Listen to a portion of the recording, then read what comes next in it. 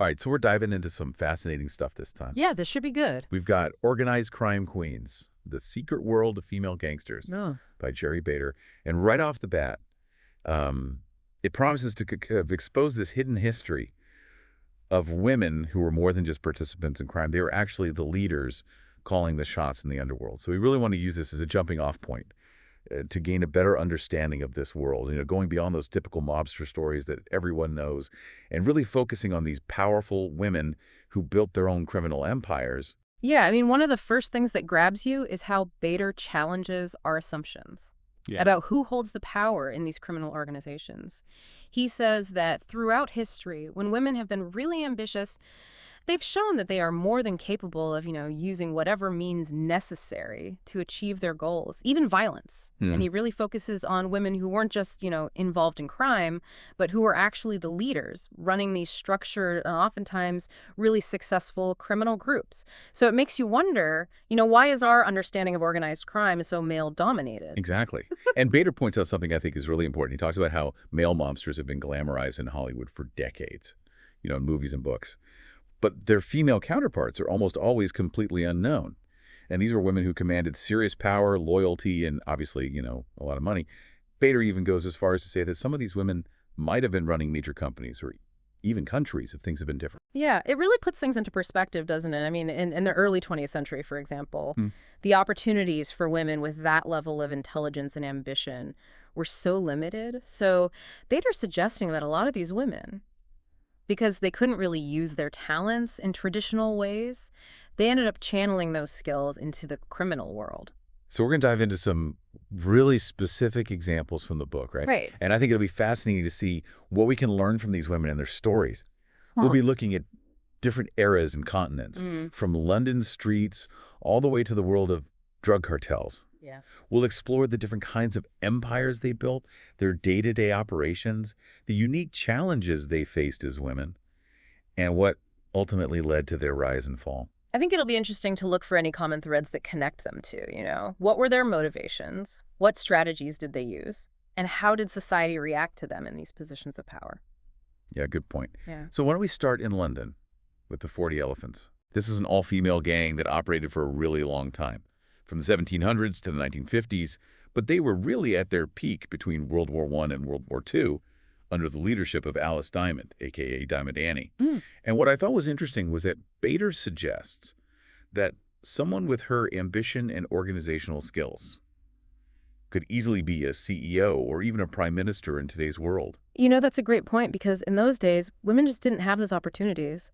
So someone like Alice Diamond, with all her drive and strategic thinking, might have been drawn to the criminal world because there weren't many other avenues for her talents. Yeah, and it sounds like Diamond Annie was a pretty formidable woman. Right. Bader describes her as physically imposing, quick to anger, and definitely not afraid of a little violence. Right. She and her gang were known for their sense of style, dressing really fashionably, which I guess made them seem less suspicious, while they were actually living this pretty lavish lifestyle, funded by their illegal activities. That's a really smart tactic, isn't it? Yeah. I mean, they use society's expectations of women as this kind of cover. And Diamond was clearly an incredibly organized leader, structuring the gang into these different cells and strategically using the talents of each member, almost like a modern corporation. That's probably why she earned that Queen of Thieves nickname.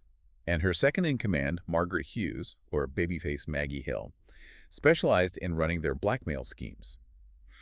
And while shoplifting was their bread and butter, they also got involved in robbery, blackmail, and extortion. They even used male drivers for their getaways. And they had connections to the all-male Elephant and Castle gang. Plus, Maggie Hill was actually the sister of the well-known criminal Billy Hill. Wow, so they were really plugged into that whole criminal network. Using that perception of women as being less threatening definitely gave them an edge, especially for shoplifting. They even had these specially made clothes to hide stolen goods.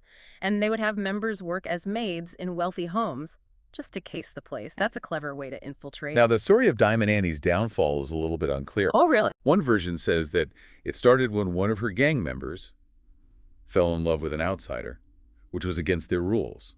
This led to a violent confrontation at the woman's home, and the police ended up getting involved. Another version, which is maybe a bit more interesting, says that there was a drunken argument where Diamond got splashed with water, and that escalated into an all-out attack on this subordinate's house. Both stories kind of point to her fiery temper and the control she had over the gang. The second one with the brawl does seem more in line with the criminal underworld, though. I mean, things could get pretty chaotic. Right. Anyway, the authorities were concerned that Diamond and Hill might have had compromising information on some important people. Yeah. From their, blackmail and everything.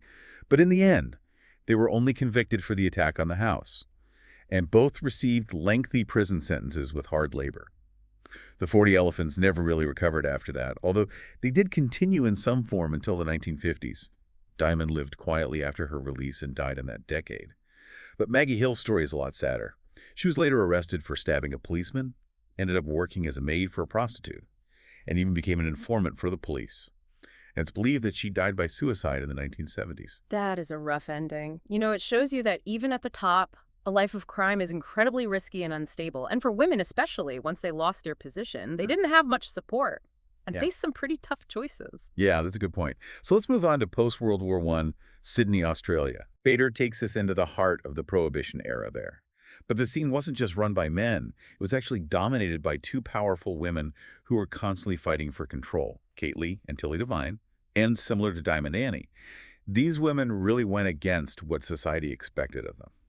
So we're seeing this pattern repeat itself in a completely different place and time, right? Australia, with its own unique history, also had these powerful female gangsters during Prohibition. Makes you wonder what kind of societal factors were at play. Yeah, that's a good point. So Kate Lee, whose real name was Catherine Mary Josephine Behan, was born in 1881. She had a rough upbringing and even had a child out of wedlock, which was a huge scandal back then. Oh, wow. But she ended up becoming one of the richest women in Australia through her illegal alcohol and cocaine operations. Yeah. And like Diamond Annie with her rings, Lee was known for her love of diamonds, too. She apparently wore a diamond ring on almost every finger when she went to court. Wow, that's quite a statement. Those parallels with Diamond Annie are including the ambition, the flashy displays of wealth, and the total disregard for societal norms. I wonder if Lee's tough childhood contributed to her resilience and her drive. Yeah, maybe so. So her main source of income was illegal alcohol, which they called sly grog in Australia. Yeah. This was mainly because of strict government rules about when bars could be open, and then the Dangerous Drugs Amendment Act of 1927 actually gave her another opportunity to make a ton of money by creating this whole cocaine distribution network. So basically the laws that were intended to curb these vices actually ended up creating this really profitable black market that Lee and her rivals like Tilly Devine ended up controlling. That's wild. It's like the government unintentionally paved the way for them. Right. And speaking of rivals, Lee's feud with Tilly Devine became known as the Razor Gang Wars. And it got that name because after stricter gun control laws were introduced, razors became the go-to weapon. Lee had a loyal crew of men to protect her. But Bader mentions that she wasn't afraid to use a rifle herself. In 1930, she actually shot and killed a man who broke into her home. And she was suspected in another shooting, but never charged. But eventually her luck ran out, and she was busted for cocaine possession. After a raid led by this famous Australian policewoman named Lillian Armfield, it's kind of crazy. She was arrested 107 times and imprisoned 13 times. That's a serious rap sheet. The Razor Bang Wars sound brutal. It really shows you how fierce the competition for control of these illegal markets was. And it's interesting that Lee was willing to use firearms herself. It challenges that stereotype of women being solely reliant on men for violence. Right. And it's wild to think that she faced this constant threat of arrest or violence. Yeah. But despite all of that, Bader points out that Lee herself didn't drink or smoke and was known for her charitable acts during tough times. That's kind of unexpected. Right. But her wealth didn't last. She got into trouble for tax evasion, which led to bankruptcy in 1954. And when the liquor laws were relaxed, and hotels could serve alcohol for longer hours, it really hurt her sly grog business. She famously said, "The bloom has gone off the grog." Lee eventually died in poverty in 1964, but she's still remembered as a major figure in Australian criminal history. That's fascinating. You know, she was this ruthless criminal, Yeah. but also had this softer side. And it's interesting that tax evasion brought her down in the end. Yeah. That's a theme we see with a lot of these gangsters. Yeah, you're right. So now let's talk about Tilly Devine. Born Matilda Twist in London in 1900. She was Kate Lee's main rival, and she also had a pretty rough background. By the time she was 15, she was already working as a prostitute and a thief, and she later married an Australian soldier and followed him to Australia. where she continued working in prostitution and got involved in the drug trade. So unlike Lee, who kind of built her empire from scratch, Divine already had this early exposure to the criminal world, Wow. and she just kept going with it, even after she moved to Australia. Right. And Divine eventually became a brothel owner. And get this, she took advantage of a law that actually banned men from running brothels. Oh, wow. It's called the NSW Vagrancy Act of 1905. So she had this gang for protection, and of course she was paying off the police. Bader mentions a historian named Larry Ryder who described her pimping operation as being really organized and structured to serve different social classes. Divine made a fortune, owning property and jewelry, even though she was constantly paying bribes and fines. Her criminal career lasted 50 years, with 204 convictions and countless jail sentences. That's incredible.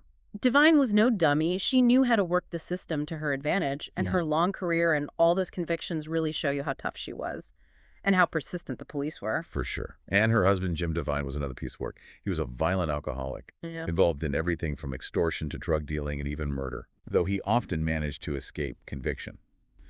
Tilly put up with his behavior for a while, but they eventually split up. And she later married another criminal, Eric John Parsons. Get this. She shot him in the leg before they got married. Seriously? Yep. And just like Lee, Divine's downfall came from tax evasion, which led to her bankruptcy in 1955. She sold her last brothel in 1968 and died in 1970. Wow. So we're seeing this pattern again, right? That volatile relationship with a partner in crime and the ultimate downfall from tax problems. Right. It's like a recurring theme. So let's move on to Prohibition-era America. Okay. And meet Gertrude Lithgow. She earned the nickname, the Bahama Queen.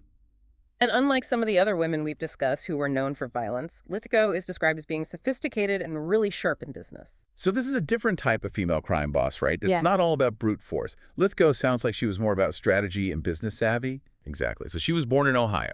And she worked for a Scotch whiskey company that sent her to Nassau in the Bahamas to set up a legal distribution operation after the Volstead Act banned alcohol in the U.S. And get this, she became the only woman with a wholesale liquor license in the Bahamas. Wow. Talk about being in the right place at the right time. Prohibition in the U.S. created this huge black market, and she was perfectly positioned to take advantage of it. Exactly. She played a crucial role in the massive increase in liquor shipments into the U.S. She worked closely with the famous smuggler Bill McCoy, the guy who the phrase "the real McCoy" comes from. She was known for being tough and determined. Bader even mentions a story where she threatened a competitor who was bad-mouthing her. That's amazing. It shows that she wasn't afraid to stand up for herself in a very male-dominated world. Yeah, she was definitely a force to be reckoned with. She was even arrested for smuggling in New Orleans, but was acquitted. And then in the mid-1920s, she got out of the bootlegging business and made a really smart move. She went into the car rental business, which was just starting to take off, and she eventually became a millionaire, a legitimate businesswoman. Bader makes a good point about how Prohibition was a total disaster that fueled organized crime. And he seems to be saying that we haven't really learned from that with the way we handle things like drug prohibition today. Yeah, that's something to think about, history repeating itself. Right. And he presents Lithgow as this really successful feminist icon in a way. Yeah. A woman who succeeded in a man's world. It does make you wonder what some of these women could have accomplished in more traditional fields if they had had the opportunity. Yeah, good point. Another interesting figure from that same era is Marie Waite, nicknamed Spanish Marie. Bader describes her as this tall, striking woman who ran her own fleet of rum-running ships. After her husband, who was also a rum runner, was killed, she based her operation in Havana, Cuba, which was strategically smart given how close it was to the U.S. coast. So she didn't just step into her husband's shoes. She took over and really expanded the operation. That takes guts. Totally. And unlike Lithgow, Waite was all in. She vertically integrated her whole operation by owning her own ships. She even had one that was armed as an escort. Wow. Yeah, she was serious. She even set up this illegal radio station in Key West and used a Spanish code to communicate with her fleet, though the Coast Guard eventually cracked the code. Wow, that's some next-level stuff. Using technology to her advantage. Yeah, she was pretty innovative. So she was arrested in Miami in 1928, but managed to skip bail in a pretty spectacular way. She faked an illness to distract everyone, and then she disappeared with her boats and her money, and basically became a legend. That's a great escape story. Right. Talk about going out in style. Oh. All right, so let's switch gears again and head out west to the post-Civil War era. Okay. Bader introduces us to some of the women who were part of Butch Cassidy's Wild Bunch. First up is Laura Bullion, who is known as the Thorny Rose and Della Rose. She was a prostitute for a time and an active member of the gang. Her early life is a bit of a mystery, but her father was Native American and apparently knew some of the Wild Bunch members. So this shows us that women in the criminal world weren't always just leaders of these really organized groups. They played all sorts of roles in these gangs. Yeah, good point. So Bullion worked as a prostitute at Madame Fanny Porter's in San Antonio, which was a popular spot for the Wild Bunch. She had relationships with several of them. And in the 1890s, she became more directly involved in their crimes. She was arrested and convicted for her part in the Great Northern train robbery. Yeah. And served 3.5 years in prison. There's even a story that she disguised herself as a boy during a train robbery. Well. Yeah, she was a tough one. Later on, she lived as a seamstress in Memphis and died in 1961. Her gravestone simply says, "The Thorny Rose." That's fitting. Yeah, kind of sums her up. Then there's Ann Bassett, known as Queen Anne, who Bader presents as a more fascinating figure connected to the Wild Bunch. She was a rancher in Colorado and Utah, known for being attractive, well-educated, and kind of tomboy. She and her sister Josie were romantically involved with multiple gang members, including Butch Cassidy himself. It's interesting how Bass's background as a rancher ties into all of this. Her connection to the Wild Bunch wasn't just about crime, it was personal and maybe even about protecting their land from cattle barons. That's a good point. And these relationships did give them some protection. Their father also provided horses and supplies to the gang. Anne had this on-again, off-again relationship with Butch Cassidy for 7 years.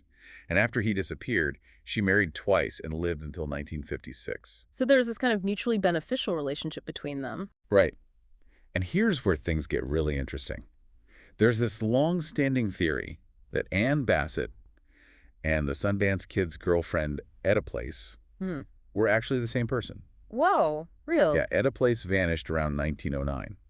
And there's some evidence to support the theory. They have similar physical descriptions in Pinkerton reports. They shared skills like riding horses. And it seems like both Cassidy and Sundance knew about it. There was even a photographic analysis done by an expert at Los Alamos National Laboratory that suggests they could be the same person. However, there's also evidence that Bassett was in the U.S., while Place was supposedly in South America. That's a fascinating mystery. It really makes you wonder. It does. All right, so now let's jump to more modern times. Bader introduces us to Griselda Blanco, known as La Madrina or the Godmother.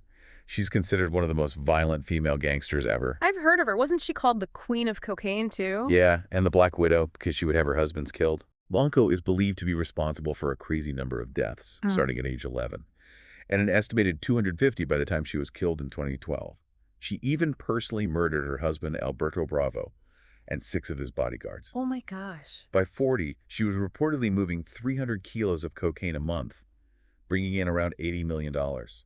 She was jailed in Miami in 1985 for 3 murders, but was released on a technicality and deported to Colombia. Later, she was targeted and killed in a drive-by shooting, supposedly for murdering the niece of a Medellin cartel leader. That's a wild story. Blanca's level of violence is just shocking. It shows how brutal the drug trade can be. Absolutely. Then we have Sandra Avila Beltran, La Reina del Pacifico, the Queen of the Pacific. A more recent figure from Mexico, with deep ties to the Colombian drug scene. She was a third-generation drug trafficker. Her family had connections to the Guadalajara cartel. So the family business, huh? Yeah, basically. Now, she was definitely capable of violence, but Beltran is often described as being more strategic and less openly violent than Blanco. She was also known for her looks.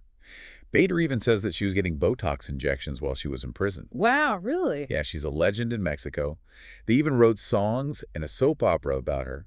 She had affairs with drug lords and was married to corrupt ex-police commanders. Her specialty was money laundering. She was arrested in 2007 and convicted of laundering billions of dollars. She was extradited to the U.S. and then sent back to Mexico, where she faced more charges but was eventually released. And apparently, even when she was arrested, she was still really worried about her appearance. So Beltran was more about cultivating an image and using her connections and reputation for power. Yeah, it seems like it's a different kind of power dynamic than someone like Blanco. And her money laundering skills were essential to her success. Right, you can't run a huge drug operation without someone who knows how to clean the money. Right. Then there's Claudia Ochoa Felix, known as the Empress of Anthrax. I think I've seen her pictures online. Yeah, she's a social media personality. Los Antrax is the deadly enforcement arm of the Sinaloa cartel, the biggest drug cartel in the world. Ochoa Felix is pretty unique because she's very public, posting photos of herself with weapons and all that. That's so different from the traditional gangsters who try to stay hidden. Yeah, exactly. She's believed to be the leader of Los Antrax now, after many of the male leaders were arrested. It's kind of interesting. She actually kept a low profile at first, until a woman who looked just like her was mistakenly assassinated. Oh, wow. That's scary. Yeah, it shows you the kind of danger she's in. Yeah, definitely. Lastly, there's Melissa Margarita Calderon Ojeda, known as La China, who's a top assassin for the cartel, believed to be responsible for around 150 murders. Her story has a really messed up twist. Her lover and second-in-command, El Chino, ratted her out to the police and gave them information that led to her arrest and the discovery of a mass grave of her victims. Whoa. Yeah, it was all so you could get a lighter sentence. Wow, talk about betrayal. Right. She was clearly tough and ruthless. Yeah. But eventually, she was demoted within the organization, which led her to form her own gang. That's crazy. Yeah, her story is just a reminder of how violent and dangerous that world is, and how there's really no loyalty. It's a tough world to survive in. Bader also includes a little section called Honorable Mentions, Beauty and the Bust, where he talks about women who were known for their looks and who got involved in drug trafficking, but never quite reached the level of the queens we've been talking about. This includes people like Martha Heredia, a Latin American Idol winner who became a heroin smuggler, Domino Harvey, a fashion model who became a drug-addicted bounty hunter, and a bunch of other models, and even a Miss Italia finalist who were caught up in drug rings. He even mentions the Russian spy, Anna Chapman. That's interesting. So it's not always about building an empire. Some women use their looks or their fame to get involved in crime, but maybe not with the same ambition or ruthlessness as the queens. Exactly. So it shows you that there's a whole spectrum of female involvement in the criminal world, from strategic leaders to those who are just looking for a quick score. That's a good point. Finally, Bader touches on women in the mafia. He talks about Rosetta Cutolo, nicknamed Ice Eyes. She was the sister of Raffaele Cutolo, who was the head of the Camorra crime syndicate. Rafael spent most of his life in prison. So Rosetta actually ran the day-to-day operations of the NCO, and she was known for being a skilled negotiator, especially when dealing with other criminal organizations. So she was kind of like the power behind the throne. Interesting. Yeah, she preferred to stay out of the spotlight, operating from a large estate. But even though she liked to keep things low-key, she was still reportedly involved in some violent acts, including an attempt to bomb a police headquarters. Under her leadership, the NCO had their hands in all sorts of businesses, and even politics. She ran the organization for 15 years, becoming a really powerful figure. After a police raid, she spent 12 years on the run, but was eventually arrested in 1993 and convicted on mafia-related charges, though she avoided any murder convictions and got a relatively light sentence. Bader also briefly mentions Rafaela Del Tirio, nicknamed Missiona, or the big female kitten, as another example of a powerful woman within the Camorra. It's amazing how Rosetta managed to keep control of the NCO and even expand its influence while remaining mostly hidden. Her story is a good reminder that you don't always have to be flashy and violent to be a successful criminal mastermind. That's a good point. So I guess the question is, what does all this mean for us? After looking at all these examples of women in organized crime, from the 40 Elephants to Griselda Blanco and Claudia Ochoa Felix, it definitely makes you rethink everything you thought you knew about the criminal world. Right. I mean, it's so much more complex than those old stereotypes. Exactly. We see how women like Diamond Annie and Kate Lee rose to power, in part because they were denied opportunities in mainstream society. It's almost like society pushed them towards crime without realizing it. Right. And they were all motivated by different things.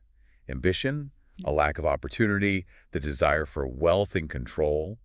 And they used all sorts of methods to get what they wanted, from subtle manipulation to extreme violence, and even using technology to their advantage. It really makes you appreciate their resourcefulness. And I think the contrast between Gertrude Lithgow and Griselda Blanco shows you that there's no single path to success or failure in this world. Yeah, and the stories of figures like Ann Bassett remind us that history is full of mysteries and unanswered questions. Exactly. So we've only just scratched the surface here, but I think it leaves us with a really important question. How are things changing today? How are gender and power dynamics shaping the world of organized crime in the 21st century? What new roles will women play in this hidden world? Food for thought. Definitely. Hope this has given our listeners some things to ponder. Me too. Thanks for joining me for this deep dive. You're welcome. This was fascinating. Until next time. See you then. Bye.